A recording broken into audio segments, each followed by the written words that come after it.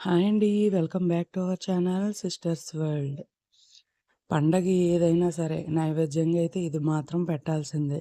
మీకు already thumbnail చూస్తే అర్థమైపోయి ఉంటుంది కదా! అదేనండి బూరెలు మనం దేవుళ్ళకి ఎక్కువగా నైవేద్యంగా పెడతాం.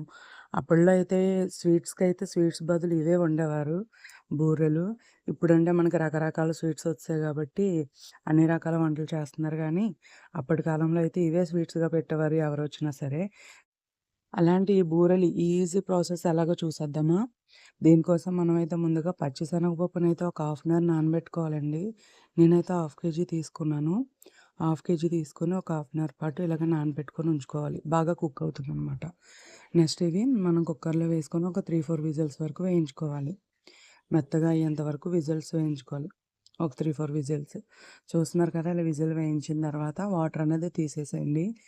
అందులో ఇంకా ఎక్కువ వాటర్ ఏమన్నా ఉంటే తీసేయండి. ఇలా మెత్తగా అయిన తర్వాత మనం ఎంతైతే క్వాంటిటీ అయితే తీసుకున్నామో పప్పుని, అంతే క్వాంటిటీలో బెల్లం అయితే తీసుకోవాలి.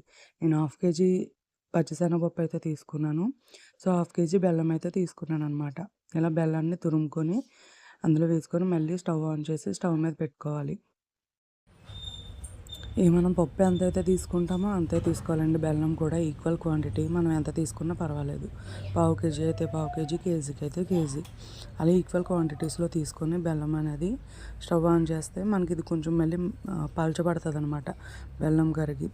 మొత్తం అదంతా దగ్గర అయ్యేంత వరకు కూడా మనం కుక్ చేసుకోవాలి స్టవ్ మీద పెట్టి. సిమ్‌లో పెట్టుకొని కుక్ చేసుకొని లేదంటే మాడిపోతుంది. అలా కలుపుతూ ఉండాలి. కలపడం ఆపేసారంటే అడుగు పట్టేస్తది. సో, అలా కలుపుతూ ఉండాలి బెల్లం వేసిన తర్వాత.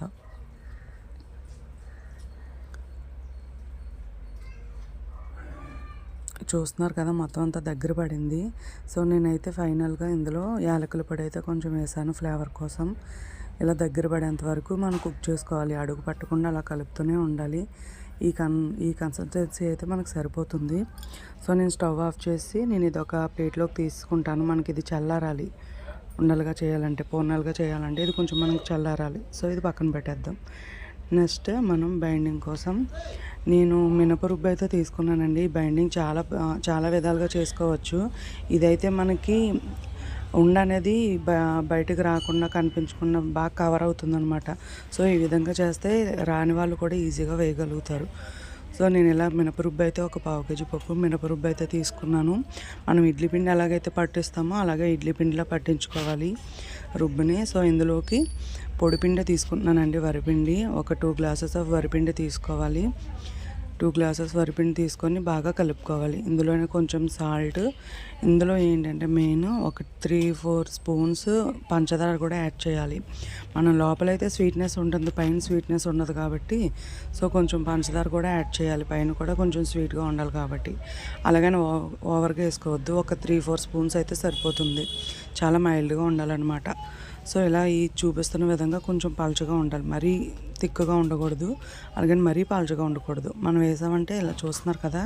అలా ఉండలా పడాలనమాట. నెక్స్ట్ మనం ముందుగా చేసి పక్కన పెట్టుకున్నాం కదా! పూర్ణాల కోసం అవి ఈ విధంగా ఉండలనేవి చుట్టుకొని పక్కన పెట్టుకోవాలి. మొత్తం అంతా ఉండలుగా చేసుకొని పక్కన పెట్టుకోండి. మనం వేసుకోవడానికి ఈజీగా ఉంటుందన్నమాట. ఇలా రౌండ్‌గా చేసుకొని పక్కన పెట్టుకోవాలి. నెక్స్ట్ ఒక్కొక్కటిగా మనం కలిపి పెట్టుకున్న పిండిలో ఒక్కొక్కటిగా వేసుకొని చూపిస్తున్న విధంగా ముంచాలండి. మొత్తం కవర్ చేయాలి. ఉండని కవర్ చేసి ఆ విధంగా తీసి వేడిగా మరుగుతున్న ఆయిల్‌లో వేయాలి. ఆయిల్ వేడిగా ఉండాలండి. చల్లారిపోతే మాత్రం అసలు వేగవు, నూనె పీల్చేస్తాయి. ఆయిల్ వేడిగా ఉండాలి. ఇలా ఒక్కొక్కటిగా మొత్తం అన్నీ కూడా ఆయిల్‌లో వేయాలి. ఒకదానికొకటి అంటుకోకూడదు.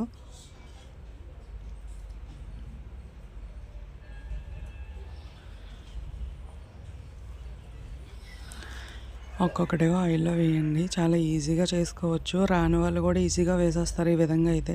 చాలామందికి బూరెలు రావడం అనేది చాలా కష్టం. వేయడం అనేది చాలా కష్టం. సో, ఈ విధంగా బైండింగ్ అనేది ప్రిపేర్ చేయండి. ఈజీగా వచ్చేస్తాయి. మనకి ఆ ఉండ అనేది లోపల స్టఫింగ్ అనేది అసలు బయటకి కనిపించదు. సో, ఈ విధంగా అయితే వేసుకోవాలండి. ఒక్కొక్కటిగా వేసుకుంటే చాలా చాలా టేస్టీగా ఉంటాయి ఇవైతే మాత్రం. లోపల సాఫ్ట్‌గా పైన అయితే చాలా క్రిస్పీగా ఉంటాయి. టేస్ట్ అనేది మాత్రం చాలా చాలా బావుంటాయి బూరెలు. ఈ విధంగా మీకు రాకపోయేలా ఉంటే ఒక్కసారి ఈ విధంగా ట్రై చేయండి. చూడ్డానికి బోండాల్లాగా అనిపిస్తున్నాయి కదా! కానీ టేస్ట్ మాత్రం చాలా బావుంటదండి బూరెలు. ఈ విధంగా పెట్టండి. ఒకటికి 4 తింటారు. అంత బావుంటాయి.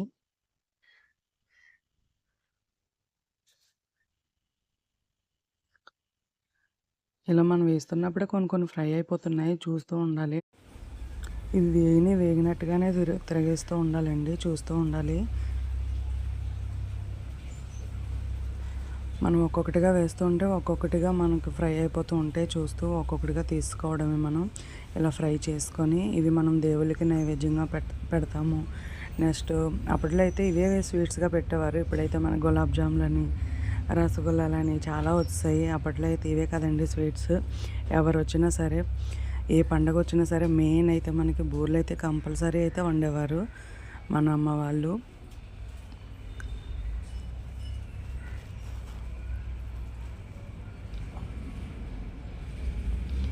ఇలా అన్నీ వేసుకున్న తర్వాత ఫ్రై చేసుకొని ఇలా గరిటెతో ఈవెన్‌గా మొత్తం అన్నీ పైనుంచి ఇలాగా చూపిస్తున్న విధంగా తిప్పుతూ ఉంటే ఈవెన్‌గా ఫ్రై అవుతాయన్నమాట. మొత్తం ఇలా ఫ్రై అయిన తర్వాత మొత్తం అన్నీ తీసి పక్కన పెట్టుకోవడమేనండి ఇంకా. ఫ్రై అయిపోయినట్టే ఇలా ఈ కలర్ వస్తే చాలు మనకి ఫ్రై అయిపోయినట్టే. అంతేనండి మనం చేసుకునే బూరెలైతే రెడీ అయిపోయాయి. మా వీడియో కనుక మీకు నచ్చినట్లయితే లైక్ చేయండి, షేర్ చేయండి, సబ్స్క్రైబ్ చేయండి. Thank you for watching.